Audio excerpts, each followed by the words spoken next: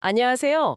오늘 여러분과 함께 조선시대 지식인들이 말이라는 동물을 어떻게 봤는지 좀 깊이 들여다볼까 합니다. 어쩌면 현대인의 시각에서는 좀 뭐랄까 충격적일 수도 있는 이야기들인데요. 고구려 고궁 벽화 속 말 탄 모습처럼 말은 우리 역사에서 아주 중요했잖아요. 근데 조선 지식인들은 이걸 어떻게 더 깊게 생각했을까요? 네, 정말 흥미로운 주제입니다. 그 당시 지식인들에게 말은 그냥 동물이 아니었어요. 단순 가축이나 전쟁 도구 그 이상이었죠. 우주 질서와 연결해서 생각했습니다. 우주 질서요? 아, 그 오행 같은 건가요? 네, 맞습니다.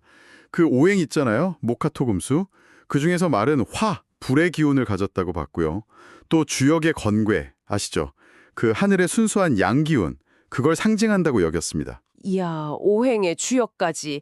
그 철학적인 해석이 실제 말을 다루는 방식, 뭐 예를 들면 병을 고치거나 할 때도 영향을 줬나요? 당연히 영향을 미쳤죠. 아주 구체적으로요. 예를 들어서 말에게는 쓸개, 그러니까 담낭이 없다고 생각했어요. 쓸개가 없다고요? 정말요? 네, 화 기운이 너무 강해서 쓸개가 필요 없다고 본 거죠. 그래서 간에 독이 쌓이기 쉽다고 해석하기도 했고요. 이런 식의 이해가 말 관리나 치료법의 아주 기본적인 바탕이 됐습니다. 아, 그렇군요. 심지어 이규경 같은 학자는 오주연문 장전산고에서 말하고 누에 있잖아요. 비단 만드는 누에.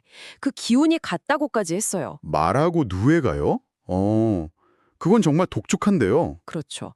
변신하는 누에처럼 말도 변화무쌍한 기운을 지녔다. 뭐 이런 식인데 현대 생물학하고는 정말 다른 접근이죠. 말이 그렇게까지 특별한 존재였다면 국가 차원에서도 엄청 중요하게 다뤘겠네요. 당연하죠.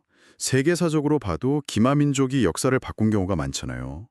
우리 역사에서도 그 몽골 침입 이후에 제주도 목장이 중요해진 걸 보면 말은 곧 국력이었습니다. 맞아요. 제주도 말. 네. 그래서 신편집성 마해방 같은 마에서 서문에도 딱 나와요. 말은 군사력의 핵심이고 국가의 동맥이라고. 만승의 나라라는 표현 자체가 말이 끄는 전차수를 기준으로 국력을 평가했다는 뜻이니까요. 아, 만승이 그런 뜻이었군요. 그렇죠. 그러니까 말의 건강, 번식 이런 게 나라의 운명이 걸린 문제였던 겁니다. 그래서 중국의 중요한 마약책들이 조선에 빨리 들어오고 또 이서 같은 분이 왕명받아서 마경초집 언해처럼 한글로 번역까지 한 거죠. 일반 백성들도 읽으라고. 와, 국가적인 결심이 그 정도였군요. 그런 관리법도 상당히 체계적이었겠어요? 네, 그랬습니다. 특히 그 박제가나 박지원의 지적이 재밌는데요. 당시 조선에서는 말에게 죽을 많이 먹였나 봐요. 근데 이걸 비판하면서 건초와 소금 그리고 찬물을 충분히 줘야 한다고 주장했거든요. 아, 건초랑 찬물요? 왜죠? 이것도 결국 오행사상하고 연결돼요. 말이 본질적으로 화기운이니까 짠 소금을 먹여서 물을 많이 마시게 하고 그렇게 오줌을 잘 싸게 해야 건강하다는 거죠. 아하, 수극화 원리 같은 건가요? 그렇죠. 그런 철학적 원리가 아주 구체적인 사육 지침으로 이어진 거예요. 참 놀랍죠.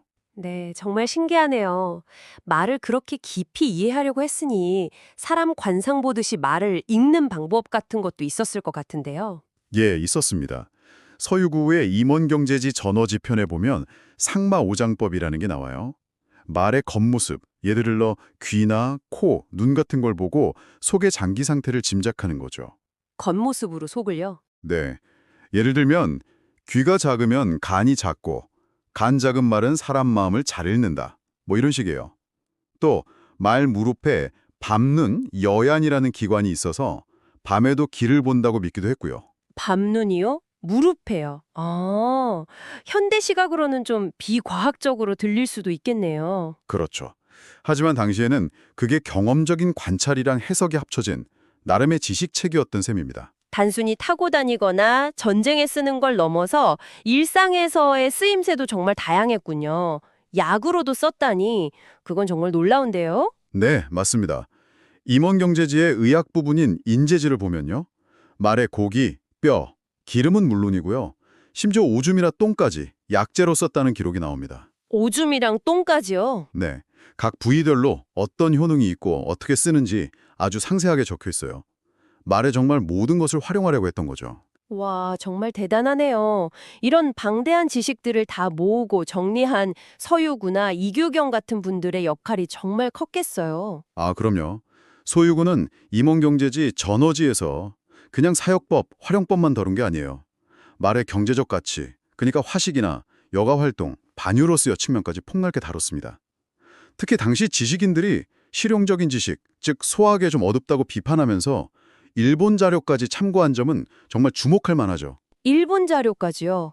실용을 정말 중요하게 생각했네요. 그렇죠. 이용우생 정신이 투철했던 거죠.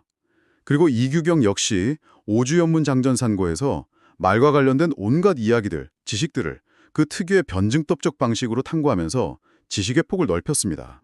뭐랄까, 우주, 국가, 그리고 일상을 다 꿰뚫는 어떤 거대한 지식체계, 세계관의 일부였던 것 같습니다. 정말 경이롭다는 생각이 드네요. 네, 맞습니다. 말의 생리나 병리, 사육법에서부터 시작해서 철학적인 의미부여까지 정말 다층적이고 깊이 있는 접근이었죠. 이런 접근 방식은 오늘날 우리가 동물을 더 나아가서 자연과 세계를 어떻게 이해하고 관계 맺어야 할지 좀 돌아보게 만드는 힘이 있는 것 같아요. 네, 생명과 자연을 바라보는 이런 오래된 지혜 속에서 여러분은 오늘 어떤 새로운 가치를 발견하셨나요? 이 질문을 여러분께 남겨보면서요. 오늘 이야기는 여기서 마무리하겠습니다. 다음 시간에 더 깊이 있는 탐구로 돌아오겠습니다.